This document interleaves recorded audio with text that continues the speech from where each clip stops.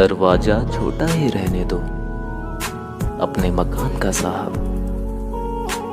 जो झुक के आ गया समझ लो वही अपना है। अगर जख्म है तो छुपा लो उनको। सुना है लोग प्यार से दवा कहकर नमक बहुत लगाते हैं।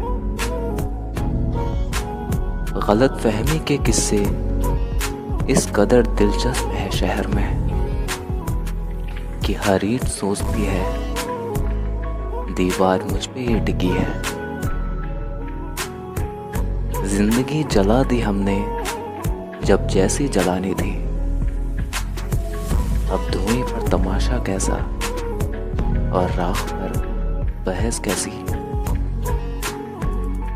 चैन से रहने का हमको यूं मशवरा ना दीजिए। मजा आने लगा है अब जिंदगी की मुश्किलों में भी। किसी ने धूल क्या झोंकी आंखों में। कम वक्त पहले से बेहतर दिखने लगा है।